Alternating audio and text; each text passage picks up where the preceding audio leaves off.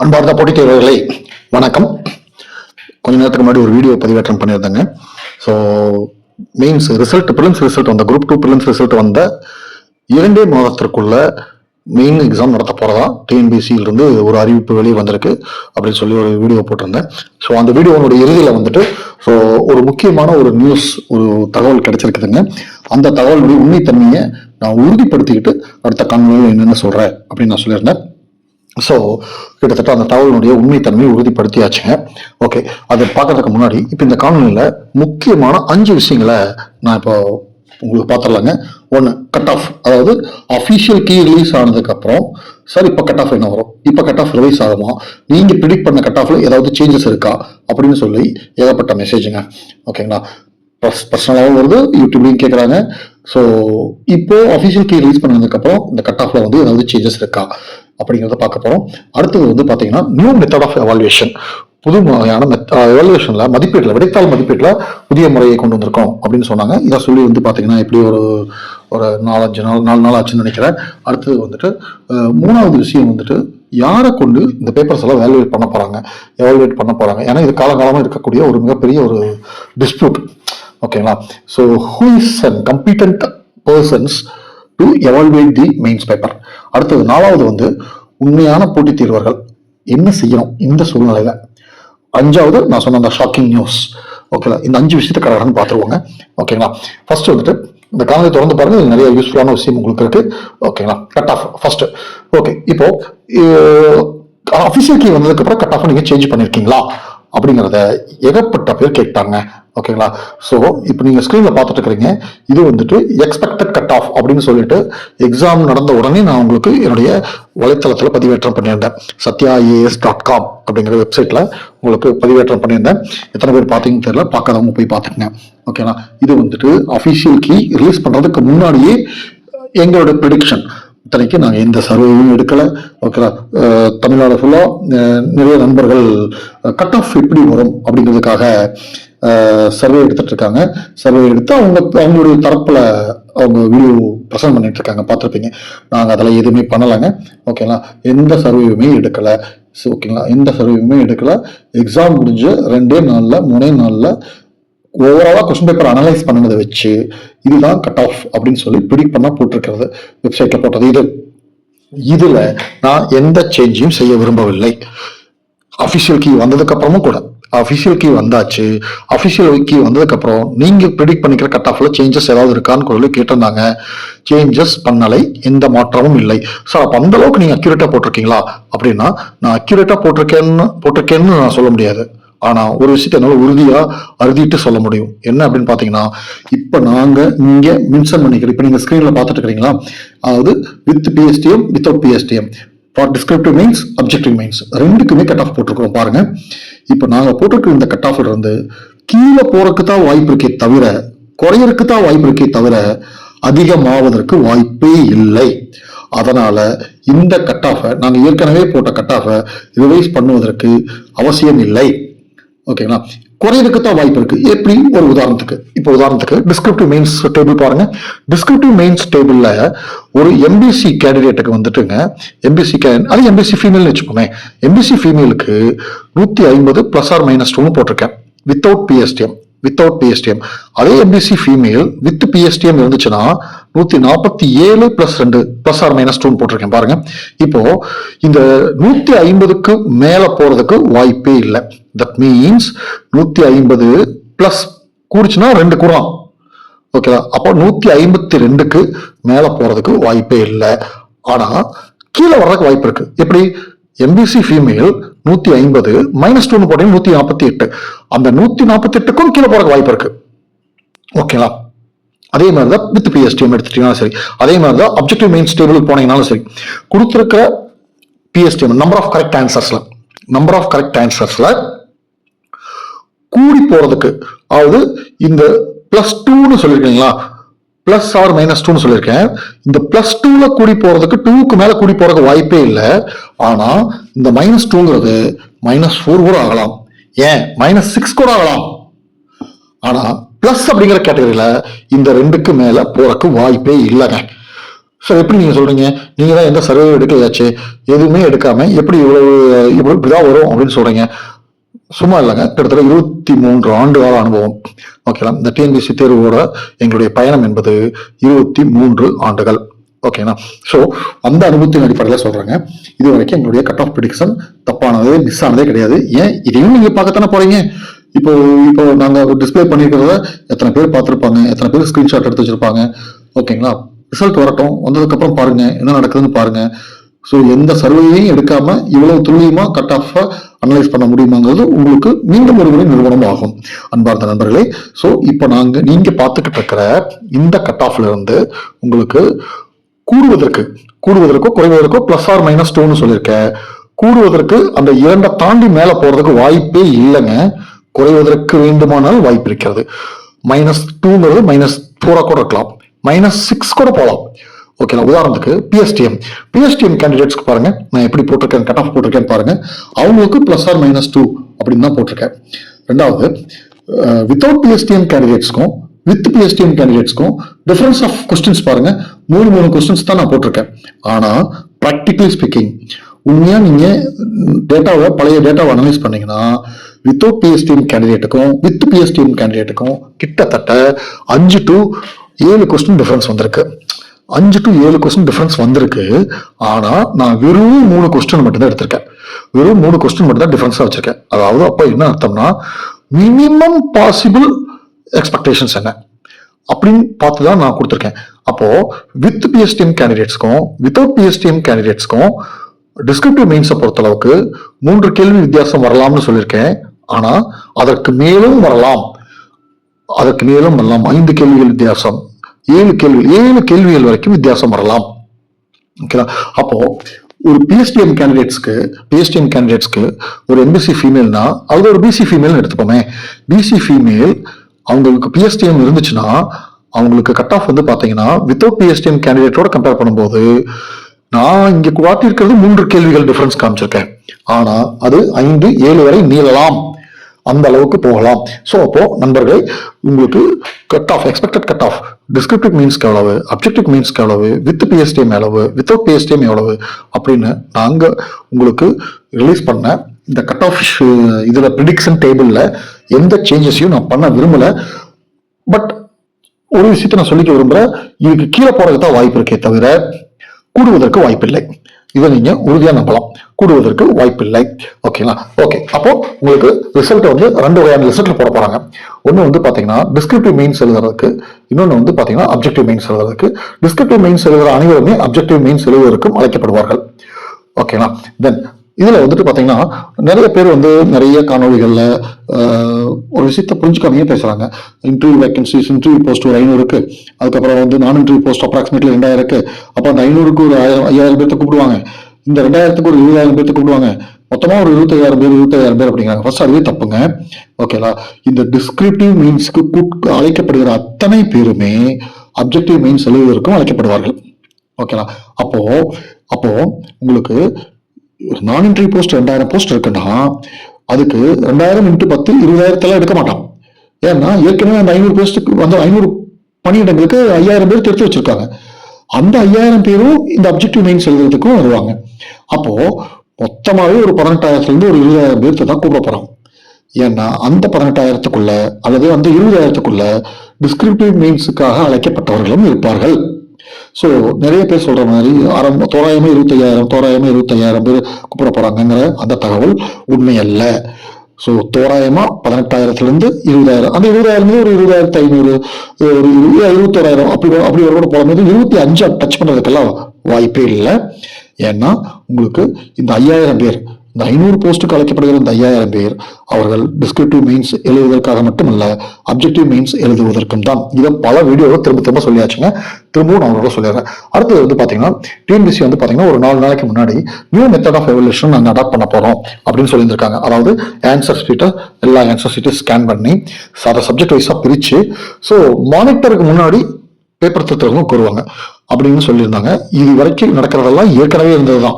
ஓகேங்களா, ஏற்கனவே நடந்த குரூப் 2 மெயின்ஸ் ஆகட்டும் அல்லது குரூப் 1 மெயின்ஸ் ஆகட்டும், ஏன்னா இந்த மெத்தட்ல எப்போ வந்துருச்சு. அதாவது ஃபர்ஸ்ட் எடுத்தோடனே கேண்டிடேட்ஸோடைய ஆன்சர் ஷீட்டை ஸ்கேன் பண்ணிடுவாங்க. தென் அதுக்கப்புறம் வந்து polity subject wise, Indian national movement, science and tech, இப்படி சப்ஜெக்ட் வைஸாக பிரிச்சிருவாங்க. அந்தந்த ஸ்பெஷலிஸ்ட்டை சிஸ்டத்துக்கு முன்னாடி உட்கார வைப்பாங்க. மானிட்டர்ல வந்துட்டு அவங்க ஸ்பெஷலிஸ்டுக்கான கேள்வி மற்றும் விடை வந்து டிஸ்பிளே ஆகும். அதுல அவங்க ஆன்சர் பண்ணணும். ஸோ இப்போ இதெல்லாம் ஏற்கனவே இருக்கிறதா. அப்போ நியூ மெத்தட் ஆஃப் மதிப்பீட்டு முறையை நாங்கள் பின்பற்ற போகிறோம் அப்படின்னு டிஎன்பிஎஸ்சி சொன்னது என்னன்னா, இதுல கவனிக்க வேண்டியது என்னன்னா, டைமர் வைக்க போறோம். ஒரு மதிப்பீட்டாளர், அதாவது ஒரு விடை திருத்துபவர் ஒரு விடையை படித்து மதிப்பெண் வழங்கிட்டு உடனடியாக அடுத்த கேள்விக்கு செல்ல முடியாது அப்படின்னு ஒரு பாயிண்ட் கொண்டு வந்திருக்காங்க இல்லைங்களா. இங்கதான் இது ஒரு முக்கியமான ஒரு கீ ஃபீச்சர்னே சொல்லலாம், ஒரு வரவேற்கத்தக்க அம்சம்னே சொல்லலாம். ஏன் அப்படின்னா, உங்களுக்கு போன மெயின்ஸ் அல்லது இதுக்கு முன்னாடி நடந்த மெயின்ஸ் இதெல்லாம் என்ன நடந்திருக்குன்னா, இவங்க இஷ்டத்துக்கு மார்க்கை டிக் பண்ணிட்டு அல்லது மார்க்கை போட்டுட்டு ஏன்னா டிக் பண்றதுக்கு இங்க வாய்ப்பே கிடையாது. ஆன்சர் பேப்பர்ல கையை வைக்க முடியாது இல்லைங்களா. ஸோ அங்க ஆன்சர் டிஸ்பிளே ஆகும். அந்த கேள்வி எண்ணுக்கு என்ன மதிப்போ அதை பேப்பர்ல மார்க் பண்ணி கொடுத்துருவாங்க, ஃபீட் பண்ணுவாங்க கம்ப்யூட்டர்ல. அவ்வளவுதான். ஓகேங்களா. அப்போ இது என்ன விஷயம் அப்படின்னு பாத்தீங்கன்னா, இந்த டைமர் வைக்க போறேன்னு சொன்னது வந்துட்டு ஒரு நல்ல விஷயம். ஏன்னா ஒரு விடையை திருத்துபவர் ஸோ அவசர கதியில ஒரு ஆன்சரை திருத்தி ஏனதானு திருத்த முடியாது. ஓகேங்களா. வேகமா திருத்திட்டா கூட அவரு அந்த டைமர் ஓடி ஃபுல்லா அந்த விடையை திருத்துவதற்கென ஒதுக்கப்பட்ட நேரம் ஓடி முடியும் வரை அவர் காத்திருக்க வேண்டியதான். இந்த விஷயம் உண்மையிலுமே வரவேற்கப்பட வேண்டிய விஷயம்ங்க. அப்போ இதுல மூலமா ஒரு விஷயம் நமக்கு தெரியுது. என்ன விஷயம் தெரியுதுன்னா, 2023 நடந்த குரூப் 2 மெயின்ஸ், இன்னும் புரியுற மாதிரி சொல்லணும்னா 55,000 பேர் எழுதின மெயின்ஸ். அந்த 55,000 பேர் எழுதின குரூப் 2 மெயின்ஸ்ல விடைத்தாள்கள் முழுமையாக படித்து பார்க்காமல் திருத்தப்பட்டது அப்படின்னு டிஎன்பிஎஸ்சி ஒப்புதல் வாக்குமூலம் கொடுத்ததுக்கு சமம். அப்படிதான் எடுத்துக்கணும். இப்ப இந்த மெத்தட் கொண்டு வந்திருக்கிறது மூலமா டிஎன்பிஎஸ்சி சொல்லாம சொல்றாங்க. என்ன சொல்றாங்கன்னா, சோ கடந்த முறை மெயின்ஸ்ல ஏதோ தப்பு நடந்து போச்சு. அவங்க சொல்ற அந்த ஏதோ தப்புல எத்தனை ஆயிரம் பேர் பாதிக்கப்பட்டிருக்காங்கன்னு நீங்களே பாத்துக்கங்க. ஓகேங்களா. அப்போ அந்த 55,000 பேர் பங்கு பெற்ற அந்த குரூப் 2 மெயின் விடைத்தாள்களை அவர்கள் முழுமையாக படித்து பார்த்து திருத்தவில்லை என்பது டிஎன்பிஎஸ்சி இப்ப கொண்டு வந்திருக்கிற இந்த டைமர் அப்படிங்கிற ரிஃபார்மர் மூலமா நம்மளுக்கு தெரிய வருது. சோ அப்போ அவங்களுடைய வாழ்க்கை என்ன எதை கொண்டு ஈடுகட்ட போகுது டிஎன்பிஎஸ்சி தெரியல. ஏன் 2019 நடந்த குரூப் 1 மெயின்ஸ் ஆன்சர் பேப்பரை டவுன்லோட் பண்ணலாம்னு ஒரு சிஸ்டம் கொண்டு வந்தீங்க. அதே மாதிரி 2019 நடந்த குரூப் 2 மெயின்ஸ் ஆன்சர் பேப்பரையும் கேண்டிடேட்ஸ் வேணுங்கிறவங்க அவங்கவுங்க ஆன்சர் சீட்டை டவுன்லோட் பண்ணிக்கலாம்ங்கிற இதை கொண்டு வந்தீங்க. ஆனா இந்த 2023 நடந்த, அதாவது 55,000 பேர் பங்கு பெற்ற மெயின் விடைத்தாள்களை தேர்வர்கள் அவரவர்கள் விடைத்தாள்களை அவரவர்கள் பதிவிறக்கம் செய்து கொள்ளலாம் அப்படிங்கிறத இன்ன வரைக்கும் ஏன் அனௌன்ஸ் பண்ணாம இருக்கீங்க? பண்ண மாட்டேங்க. ஏன்னா அப்படி பண்ணீங்கன்னா அது அவங்களுக்கு டிஎன்பிஎஸ்சிக்கு ஆபத்தா போகும். ஏன்னா நம்ம திரும்ப அன்னையிலிருந்து நம்ம சொல்றதே என்ன, இவர்கள் விடைத்தாள்களை படித்து பார்த்து திருத்தவில்லை. ஏன்னா 55,000 பேப்பர் படிச்சு பார்த்து திருத்தணுங்கிறது முடியவே முடியாது. ஒரு கொஞ்ச நாள் ஒரு பேப்பர் வேல்யூஷன் ஆரம்பிச்ச 1 வாரம் 10 நாள் படிச்சு பார்த்து திருத்திருக்காங்க. அதுக்கப்புறம் வந்து பாத்தீங்கன்னா எல்லாருக்கும் ஃபிளாட் ரேட்ல ஓகேங்களா, ஸ்டாண்டர்டா ஒரே யாட் ஸ்டிக்ல மதிப்பெண்ணை போட்டு வேலையை முடிச்சிருக்காங்க. ஓகேங்களா. அதை டிஎன்பிஎஸ்சி இப்போது மறைமுகமாக ஒப்புக்கொண்டுள்ளது அப்படின்னு தான் நம்ம எடுத்துக்கணும். ஓகேங்களா. இந்த ரிஃபார்ம் மூலமா இந்த நடைமுறையை நாங்கள் நடைமுறைப்படுத்துகிறோம் என்று டிஎன்பிஎஸ்சி சொல்வதன் மூலமாக நாம் புரிந்து கொள்ள வேண்டியது, 2023 நடந்த 55,000 பேர் பங்கு பெற்ற மீன் விடைத்தாள்களை அவர்கள் படித்து பார்க்காமல் திருத்தி ஏதோ கைக்கு வந்த மார்க்க போட்டிருக்காங்க அப்படிங்கிற அந்த உண்மை நிரூபணம் ஆகிறது. ஓகேங்களா. சரி, ஓகே. சோ இப்போவாவது அந்த மெத்தட் கொண்டு வந்திருக்காங்க, நம்ம வரவேற்போம். ஓகேங்களா. சோ ஒரு விடைத்தாள் திருத்துவர் வந்துட்டு சோ டக்குன்னு பேப்பரை திருத்தியாச்சு, மார்க் போட்டாச்சு அப்படின்னு சொல்லிட்டு அடுத்த கேள்விக்கெல்லாம் போக முடியாது. சோ வெயிட் பண்ணணும். அப்ப வெயிட் பண்ணியே ஆகணும்போது வேற வழியே இல்லை. அப்போ அவரை படிச்சு பார்க்கணும். அதுல அனடேட் பண்ண முடியும் அப்படிங்கிற மாதிரி சிஸ்டம் எல்லாம் கொடுத்துருக்காங்க. வரவேற்போம். ஓகேங்களா. அடுத்த கேள்வி, 3வது கேள்வி. இந்த காணொலியில மொத்தம் 5 விஷயம் நான் உங்ககிட்ட பேச போறேன். அதுல 3வதான விஷயம் என்ன அப்படின்னு பாத்தீங்கன்னா, யாரை கொண்டு திருத்த போகிறது? இந்த கேள்வி நம்ம டிஎன்பிஎஸ்சி கிட்ட காலங்காலமா இந்த கேள்வியை முன் வச்சிருக்கிறோம். தயவு செஞ்சு பேப்பர் திருத்துறதற்கு தகுதி வாய்ந்த நபர்களை, தகுதி வாய்ந்த கல்லூரி பேராசிரியர்களை அழைத்து வாருங்கள், அழைத்து அந்த பணியில் ஈடுபடுத்துங்கள் அப்படின்னு நம்ம சொல்லிட்டே இருக்கிறோம். நம்மளுக்கு தெரியும், போட்டித் தேர்வு எழுதுபவர்களுடைய விடைத்தாளை திருத்தும் தகுதி எந்த கல்லூரி பேராசிரியருக்கும், பெரும்பான்மையான கல்லூரி பேராசிரியர்களுக்கு இல்லை என்பது என்னுடைய தாழ்மையான கருத்து. அதற்காக கல்லூரி பேராசிரியர்களின் தரத்தை நாம் குறைத்து மதிப்பிடவில்லை. ஓகேங்களா. காலேஜ் லெக்சரர்ஸ் அண்ட் ப்ரொஃபசர்ஸ்லயே மிகவும் தரம் வாய்ந்த கல்லூரி பேராசிரியர்கள் ஓகேங்களா இருக்கிறாங்க. ஆனா அவங்க 110% தான். ஓகேங்களா. பட் இந்த 10% பேராசிரியர்களைத்தான் இனம் கண்டு அவர்களை பொறுக்கி எடுத்து அவர்களுக்கு இந்த பணி வழங்கப்பட போகிறதா என்றால் சத்தியமாக கிடையாது. ஓகேங்களா? சோ 90% கல்லூரி பேராசிரியர்கள் இருக்கிறதே மொக்க பீசுகளாக தான் இருப்பாங்க. இந்த வார்த்தையை நான் தெரிஞ்சதான் பயன்படுத்துறேன். சத்தியமா சொல்றேன். ஒரு போட்டித் தேர்வுக்கு ப்ரிப்பேர் பண்ற பையனுடைய அவனுடைய நாலேஜ், அவனுடைய பிரசன்டேஷனை இதுல பாத்தீங்கன்னா 10ல் 1 பங்கு கூட பாத்தீங்கன்னா கல்லூரி பேராசிரியர்களுக்கு இருக்காது. நீங்க என்னதான் பேப்பர் விடைத்தாள் திருத்தும் பணியில என்ன சீர்திருத்தங்களை கொண்டு வந்தீங்கனாலும் அந்த விடைத்தாள் திருத்தும் பணியில் ஈடுபட போகின்றவர்கள் தரமான பேராசிரியர்களாக இருந்தால் மட்டுமே திறமைக்கு அங்கு உரிய மதிப்பெண்கள் கிடைக்கப் போகின்றது. அப்படி இல்லாம தரமற்ற பேராசிரியர்கள் 90% திரும்ப நான் ஒரு விஷயத்தை பதிவு பண்ற, கல்லூரி பேராசிரியர்களில் 90% பேராசிரியர்கள் போட்டித் தேர்வு தாள்களை திருத்தும் தரத்தில் இல்லை. அவர்கள் பருவத் தேர்வுகளை திருத்தும் பணியில் மட்டுமே ஈடுபட்டு பழக்கப்பட்டவர்கள். அதாவது செமஸ்டர் பேப்பரை மட்டுமே திருத்தி பழக்கப்பட்டவர்கள். செமஸ்டர் பேப்பரை எந்த லட்சத்தில் திருத்துவாங்க, semester paper first of all எந்த தரத்தில் இருக்கும் அப்படிங்கிறது எல்லாமே உங்களுக்கு நான் சொல்லி தெரிய வேண்டியதில்லை, இந்த உலகத்துக்கே தெரியும். ஓகேனா? ஒரு செமஸ்டர் பேப்பருடைய தரமும் ஒரு போட்டித் தேர்வுக்கு, அதுவும் குரூப் 2 குரூப் 1 போன்ற தேர்வுகளுக்கு எழுதப்பட்ட விடைத்தாளின் தரமும் ஒன்னா இருக்குமா? சத்தியமா இருக்காது. ஸோ அப்போ டிஎன்பிசி வெறுமனே நாங்க அந்த ரிஃபார்ம் கொண்டு வரோம், இந்த ரிஃபார்ம் கொண்டு வரோம், நீங்க பாத்தீங்கன்னா நாங்க டைமர் சிஸ்டம் ஒன்று கொண்டு வந்திருக்கோம் பாருங்க, இப்படி எல்லாம் வர்ண ஜாலங்களையும் வான வேடிக்கைகளையும் காட்டாமல் தரமான பேராசிரியர்களை, தமிழகம் முழுவதும் உள்ள கல்லூரிகளில் இருக்கக்கூடிய தரமான பேராசிரியர்களை இனம் கண்டு அவர்களுக்கு பேப்பர் திருத்துற டாஸ்க கொடுக்கறதுக்கு முன்னாடி ஒரு செமினார் கொடுத்து, ஓகே, இந்த விடைகளை எப்படி அணுக வேண்டும் அப்படிங்கிற ஒரு செமினார். ஏன்னா அத்தனை பேர்த்தோட வாழ்க்கை இருக்கு. இப்ப இந்த 2023 குரூப் 2 மெயின்ஸ் எழுதின எத்தனையோ திறமையான தேர்வர்கள் முறையாக திருத்தப்படாத காரணத்தால் அவருடைய வாய்ப்பு தட்டி பறிக்கப்பட்டது, வீணடிக்கப்பட்டது அப்படிங்கிறது நம்ம எல்லாருக்குமே தெரியும். ஓகேங்களா? சோ இப்பவாவது பாத்தீங்கன்னா வெறுமனே நாங்க பாத்தீங்கன்னா அந்த ரிஃபார்ம் கொண்டு வரோம், இந்த ரிஃபார்ம் கொண்டு வரோம்னு இல்லாம தரமான பேராசிரியர்களை கொண்டு திருத்த டிஎன்பிஎஸ்சி முன்வர வேண்டும். டிஎன்பிஎஸ்சி இந்த ஆலோசனையை ஒரு சரியான ஒரு ஏங்கல் இருந்து இதை பார்க்கணும் அப்படின்னு நான் கேட்டுக்கிறேன். அடுத்தது 4வது விஷயமாக உண்மையான போட்டித் தேர்வர்கள் செய்ய வேண்டியது என்ன? ஓகேங்களா? நிறைய பேர் கேட்கிறாங்க, சார் எனக்கு அப்ஜெக்டிவ் மீன்ஸ் மட்டும் தான் வர மாதிரி இருக்கு, நான் அப்போ அப்ஜெக்டிவ் மீன்ஸ்க்கு மட்டும் ப்ரிப்பேர் பண்ணட்டுமா? இன்னும் சில பேர், சார் எனக்கு அப்ஜெக்டிவ் மீன்ஸ் கூட வராது, நான் என்ன பண்றது? இப்போ நான் இந்த வீடியோவில், இந்த காணொலியில் இப்போ நான் சொல்ல போற பாயிண்ட் ரொம்ப முக்கியமான பாயிண்ட்டுங்க. ஓகேங்களா? தயவு செஞ்சு என்ன பண்ணுங்க, உங்களுக்கு அப்ஜெக்டிவ் மீன்ஸ் மட்டும்தான் வர மாதிரி இருக்கு அப்படின்னா கூட நீங்க டிஸ்கிரிப்டிவ் மீன்ஸ்க்கு ப்ராக்டிஸ் பண்ணுங்க. அதுதான் ஆரோக்கியமான விஷயம். ஏன்னா வரப்போற 2025ல குரூப் 1 குரூப் 2 இப்ப நடந்து முடிஞ்ச குரூப் 2 மாதிரி இன்னொரு குரூப் 2A கால்ஃபர் வரப்போகுது. அடுத்தது குரூப் 4. இந்த 3, அதாவது தமிழ்நாட்டில் பெரும்பான்மையான போட்டித் தேர்வுகள் பங்கேற்கக்கூடிய தேர்வுனா குரூப் 4 தேர்வு, அதற்கு அடுத்தபடியாக குரூப் 2 குரூப் 2A தேர்வு, அதற்கு அடுத்தபடியாக குரூப் 1 தேர்வு. இந்த 3 தேர்வுகளுமே வரக்கூடிய 2025ல நோட்டிபிகேஷன் வரப்போகுது, கட்டாயம் வரப்போகுது. ஏன்னா உங்களுக்கு தமிழக முதல்வர் அசம்பிளிலேயே மானிய கோரிக்கையின் போது உங்களுக்கு ஒரு ஸ்டேட்மெண்ட், ஒரு அறிவிப்பு செஞ்சிருந்தாரு, பார்த்திருப்பீங்க. ஓகேங்களா? சோ இத்தனை எத்தனையாயிரம் வேகன்சிஸ் அந்த டேட்டா சொல்லியிருந்தாங்க. 18,000 வேகன்சிஸோ 14,000 வேகன்சிஸோ உங்களுக்கு இந்த 25ஆம் ஆண்டுக்குள் நிரப்பப்படும். அவர் எந்த அடிப்படையில் அந்த விஷயத்தை சொன்னாருன்னு உங்களுக்கே தெரியும். ஏன்னா 2026ல எலெக்ஷன். ஓகேவா? சோ ஒரு எலெக்ஷன் வர்றதுக்கு முன்னாடி ஒரு ஆளுகின்ற ஒரு பார்ட்டிக்கு ஒரு ஃபீல் குட் ஃபேக்டர் அப்படிங்கிறது தமிழ்நாடு முழுவதும் இருக்கணும். அப்பதான் பாத்தீங்கன்னா அது வாக்குப்பதிவு, அதுல குறிப்பா அவர்களுக்கு சாதகமான வாக்கில் அது எதிரொலிக்கும்.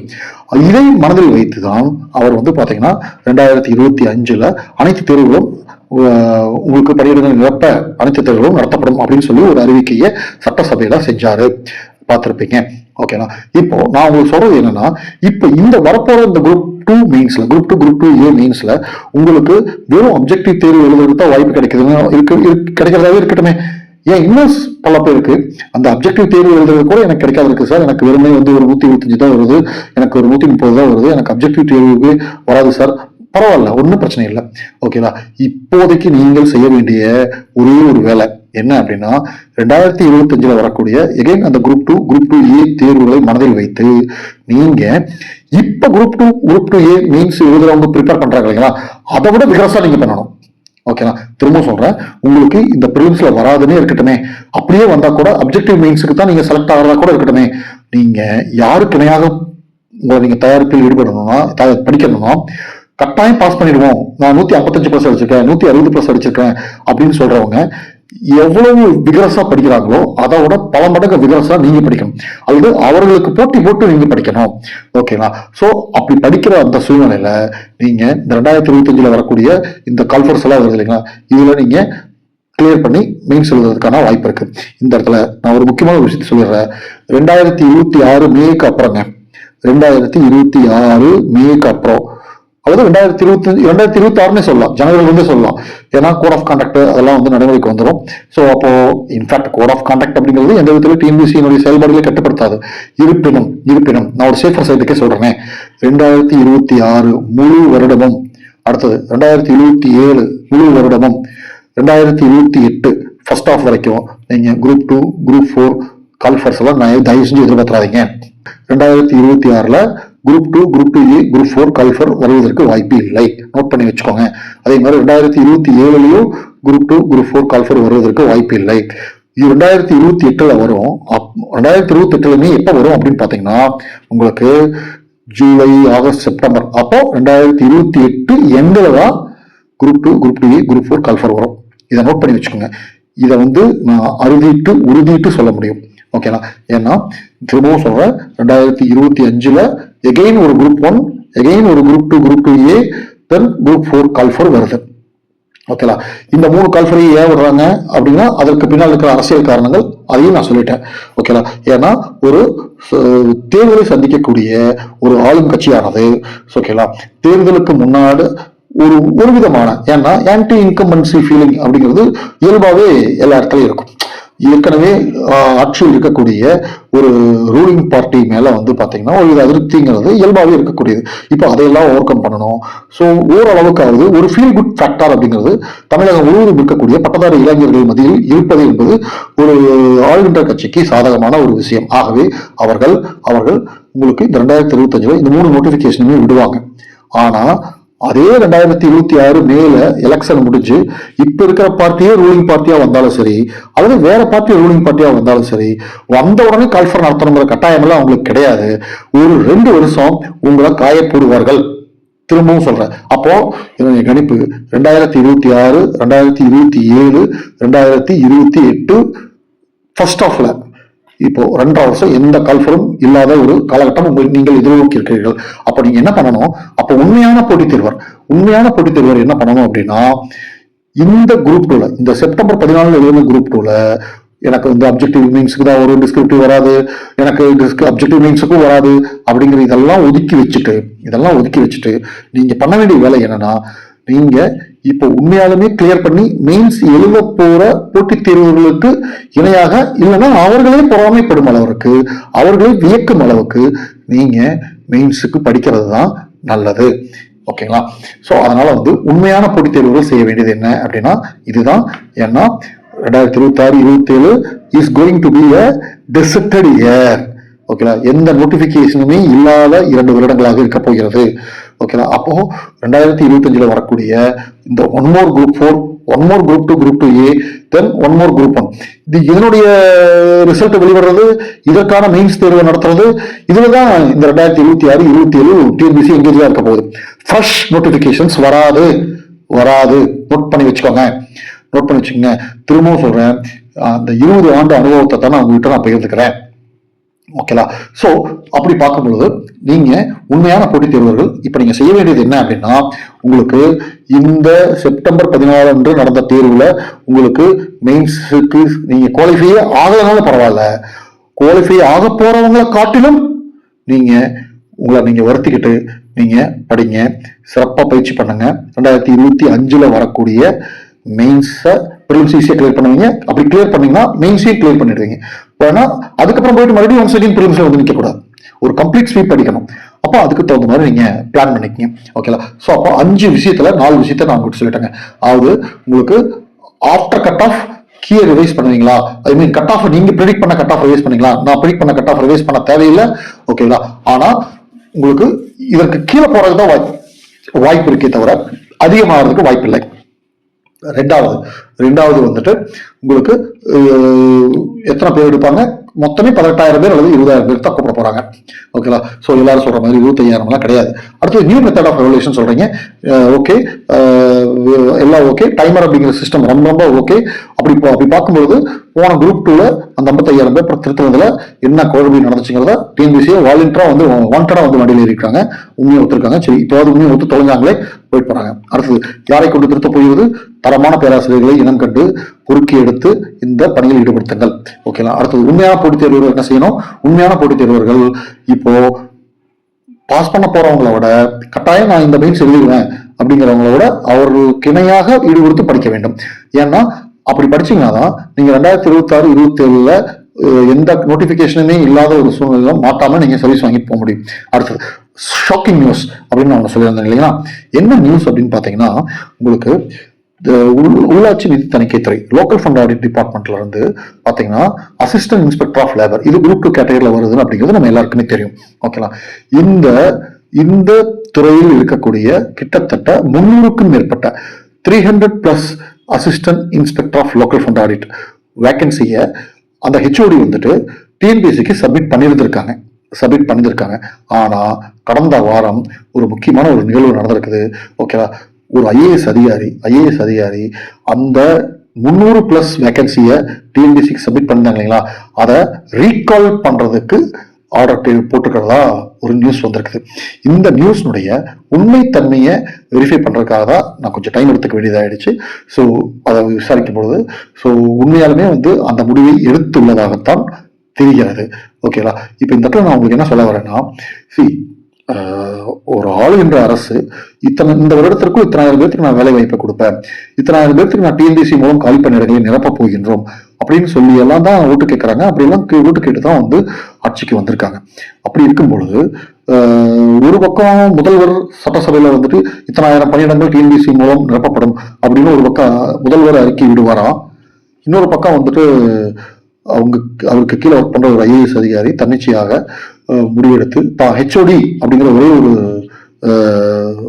கெப்பாசிட்டியில சப்மிட் பண்ண வேகன்சிஸ் கிட்டத்தட்ட 300+ வேகன்சி காலி பணியிடங்கள் எங்க துறையில் இருக்கு. அந்த துறையில் இருக்கக்கூடிய அந்த காலி பணியிடங்களுக்கு சரியான ஆட்களை தேர்வு செய்து கொடுங்கள் அப்படின்னு சொல்லி சப்மிட் பண்ண வேகன்சியை ரீகால் பண்றதுக்கு ஒரு பக்கம் ஆர்டர் போடுறாரு அப்படின்னா இது உள்ளபடியே அதிர்ச்சி அளிக்குது. ஓகேங்களா? ஏன்னா லட்சக்கணக்கான பட்டதாரி இளைஞர்கள் வந்து வேலை இல்லாமல் இருக்காங்க. வேகன்சி இன்க்ரீஸ் பண்ணணும்னு கேட்குறாங்க. ஒரு பக்கம் பார்த்தீங்கன்னா குரூப் 4 வேகன்சிஸ் வந்துட்டு இன்க்ரீஸ் பண்ணணும் அப்படின்னு சொல்லி ஒரு பக்கம் கேட்குறாங்க. ஸோ அப்படியெல்லாம் இருக்கும் பொழுது இந்த துறையில உள்ளாட்சி நிதி தணிக்கை துறையில காலி பணியிடங்களாக இருக்கக்கூடிய உதவி ஆய்வாளர் பணி 300க்கும் மேற்பட்ட பணியிடங்களை, அதுவும் சமர்ப்பித்த பணியிடங்களை, டிஎன்பிசியிடம் சமர்ப்பித்த பணியிடங்களை திரும்ப ரீகால் பண்றதுக்காக ஒரு ஆர்டர் அவர் போடுறாரு அப்படின்னா இது உள்ளபடியே துரதிருஷ்டவசமானது. ஸோ இந்த முடிவை அந்த அதிகாரி மறுபரிசீலனை செய்ய வேண்டும் என்று தமிழகம் முழுவதும் இருக்கக்கூடிய போட்டித் தேர்வர்கள் சார்பாக நாங்கள் கேட்டுக்கொள்கிறோம். ஏன்னா ஒரு வேலை கிடைச்சி எப்படியாவது உள்ள போயிட மாட்டோமா அப்படிங்கிற நிலைமையில் இருக்காங்க. அப்போ ஏற்கனவே டிபார்ட்மெண்ட்ல இருக்கிறவங்க சரியா வேலை செய்யலைன்னா அவங்க சரியா வேலை செய்ய வைக்க வேண்டியதும் அவர்களிடம் வேலையை வாங்குவதும் ஒரு அதிகாரியினுடைய வேலையாக இருக்க வேண்டுமே தவிர மாறாக சமர்ப்பித்த காலி பணியிடங்களை நீங்கள் வேண்டாம், இருக்கிற பணியாளர்கள் தண்டமா இருக்காங்க, அவங்களை வச்சு வேலை வாங்கிக்கிறோம்னு சொல்லி முடிவெடுத்து அந்த காலி பணியிடங்களை வாபஸ் பெறுவது என்பது அரசின் கொள்கை முடிவு, முதல்வரின் கொள்கை முடிவுக்கு எதிரானது அப்படிங்கிறத நான் இந்த நேரத்தில் பதிவு பண்ணிக்கிறேன். அந்த ஐஏஎஸ் அதிகாரியினுடைய பேரை நான் குறிப்பிட விரும்பல. ஓகேலா? பட் அவர் ஸ்ட்ரெயிட் ஃபார்வர்ட், அதெல்லாம் ஒன்று மாற்றுக்கிறதே கிடையாதுங்க. ஓகேலா? ஸோ மிகவும் நேர்மையான ஒரு ஐஏஎஸ் அதிகாரி, குறிப்பா சொல்லணும்னா உங்களுக்கு வந்து பாத்தீங்கன்னா தமிழ்நாடு உள்ளாட்சி நிதி தணிக்கை துறையில அந்த துறை தோற்றுவிக்கப்பட்ட 100 ஆண்டு காலத்துல உங்களுக்கு கலந்தாய்வின் அடிப்படையில் பணியிட மாற்றம் அப்படிங்கிற ஒரு நிகழ்வே அந்த துறையில் நடந்ததாக சரித்திரமே கிடையாது. திரும்பவும் சொல்றேன், உள்ளாட்சி நிதி தணிக்கை துறைக்கு கிட்டத்தட்ட 100 ஆண்டுகள் ஆகிறது. பிரிட்டிஷ் பீரியட்ல ஆரம்பிச்ச அந்த துறை வந்துட்டு அதனுடைய முழு வரலாற்றுல உங்களுக்கு கலந்தாய்வின் அடிப்படையில் இடமாறுதல் அப்படிங்கிறது இது வரைக்கும் நடந்ததே கிடையாது. இப்ப நான் சொல்ற இந்த அதிகாரி வந்துதான் அதை மிகச்சிறப்பா பண்ணாரு, மிகச்சிறப்பா வெற்றிகரமா பண்ணாரு. சோ நமக்கு எங்க கிரெடிட் கொடுக்கணுமோ அங்க கிரெடிட் கொடுக்கறோம், எங்க பாராட்டுறோமோ அங்க பாராட்டுறோம். ஓகேலா? எங்க விமர்சனம் பண்றோமோ அங்க விமர்சனம் பண்றோம். சோ அப்படிப்பட்ட ஒரு அதிகாரி இப்போ 300+ வேகன்சிஸ நீங்க 300+ வேகன்சிஸ் வேண்டாம் திரும்ப உங்களுக்கு அப்படின்னு சொல்லி திரும்ப சரண்டர் பண்ணுங்க, அதை வந்து நீங்க ஃபில் பண்ண வேண்டாம், 300+ வேகன்சியை நியூ வேகன்சி அப்படின்னு சொல்லி ரிப்போர்ட் கொடுக்கறதுக்கு எப்படி மனசு வந்துச்சு அப்படிங்கிறது உள்ளபடியே ஆச்சரியமா இருக்கு, வருத்தமா இருக்கு. அப்படி ஒரு முடிவை அந்த அதிகாரி எடுத்துள்ளதாக தெரிகிறது. அவர் தனது முடிவை மறுபரிசீலனை செய்ய வேண்டும். தென் அவரிடம் பேசுவதற்கு, அவரிடம் உரையாடுவதற்கு எனக்கு வாய்ப்பு கிடைக்கிற நேரத்துல என்னுடைய நிலைப்பாட்டை அவரிடம் நான் பதிவு செய்வேன். சார், நீங்க எடுத்திருக்கிற இந்த டெசிஷன் நீங்க மறுபரிசீலனை பண்ணுங்க, இந்த டெசிஷன் தப்பு அப்படின்னு நான் சொல்வதற்கான வாய்ப்பு கிடைத்தால் நான் அதை போட்டித் தேர்வர்களாகி உங்களுக்காக நான் சொல்வதற்கு தயாராக இருக்கின்றேன். ஓகேலா. ஸோ இது உண்மையுமே ஷாக்கிங் நியூஸ் தான். ஓகேலா. ஒரு பக்கம் முதல்வர் அப்படி சொல்றாரு, ஒரு பக்கம் அந்த முதல்வரினுடைய கனவுகளையும் அந்த முதல்வரினுடைய இலக்கையும் அடைவதற்காக பணி செய்யக்கூடிய ஐஏஎஸ் அதிகாரிகள் அதற்கு நேர் எதிர் திசையில் இப்படி ஒரு முடிவை எடுப்பது என்பது ஏற்றுக்கொள்ள முடியாது. ஆகவே போட்டித் தேர்வர்களை தொடர்ந்து எங்களுடைய காணொலிகளை பாருங்க. ஓகே, உங்களுக்கு என்ன டவுட்னாலும் நீங்க கேளுங்க. ஸோ திரும்பவும் சொல்றேன், நாங்க ப்ரெடிக்ட் பண்ண கட் ஆஃப்ல இருந்து குறைவதற்குத்தான் வாய்ப்பு உள்ளதே தவிர அதிகமாவதற்கு வாய்ப்பே கிடையாது. ரெண்டாவது, உங்களுக்கு மெயின் தேர்வு எழுதுறதுக்கு 2 மாத நேர கால அவகாசத்துக்குள்ளதான் தரப்போறாங்க. இப்ப இந்த வரப்போற மெயின்ஸ் நான் சொல்றேன், 2 மாத கால அவகாசத்துக்குள்ளதான் தரப்போறாங்க. அதனால இப்போ கிடைக்க போற இந்த 3 மாசத்தை பயன்படுத்திக்கங்க. ஓகேனா, உங்கள யாராவது ரிசல்ட் வரட்டும் படிச்சுக்கலாம் அப்படின்ட்டு இருந்தீங்கன்னா அது உங்களுக்கு நீங்களே குளிதோடு கொள்வதற்கு சமம். திரும்பவும் சொல்றேன், பிரிலிமினரி ரிசல்ட் வரட்டும், ஸோ பாஸ் ஆனா படிச்சுக்கலாம் அப்படின்னு நீங்கள் யாராவது ஒரு நிலைப்பாட்டை நீங்கள் எடுப்பீர்களே ஆனால் நீங்கள் இந்த ஜென்மத்திற்கு அரசு அதிகாரி ஆவதை நீங்கள் நினைத்து கூட பார்க்க வேண்டாம். ஓகேங்களா. ஸோ ரிசல்ட் வருது வரல, அதை பத்தியே கவலைப்படாதீங்க, படிங்க. ஓகேங்களா. ஸோ நீங்க உங்க நான் என்னுடைய பயிற்சி மையத்துல சேருங்க, சத்யா ஐஏஎஸ் அகாடமியில ஃபீஸை கட்டி சேருங்கனால நான் சொல்லலாங்க. ஓகேங்களா. உங்களுடைய வசதி வாய்ப்புக்கு தகுந்த போல நீங்கள் பயணப்பட்டு சென்று வரக்கூடிய அளவுக்கு இது உங்களுக்கு அதுக்கு இது இத்தனை ஃபேக்டர்ஸ் இருக்கு. இதெல்லாம் பார்த்து உங்களுக்கு எந்த பயிற்சி மையம் கன்வீனியன்ட்டோ அந்த பயிற்சி மையத்துல போய் சேருங்க. ஓகேங்களா. சேர்ந்து படிங்கன்னு தான் நான் சொல்றேன். திரும்பவும் சொல்றேன், ஓகேங்களா. பிரிலிம்ஸ் ரிசல்ட் வரட்டும் படிச்சுக்கலாம் அப்படின்னு சொல்லி தயவு செஞ்சு இருந்துடாதீங்க. ஓகேங்களா. நன்றி போட்டித் தேர்வுகளை. உங்களுடைய ஆதரவை தொடர்ந்து எங்களுக்கு தாருங்கள். சப்ஸ்கிரைப் பண்ணாதவங்க சப்ஸ்கிரைப் பண்ணிக்கங்க. ஓகேங்களா. லைக் பண்ணுங்க. எங்களுடைய சேனல்ல தொடர்ந்து பாருங்க. நன்றி, வணக்கம்.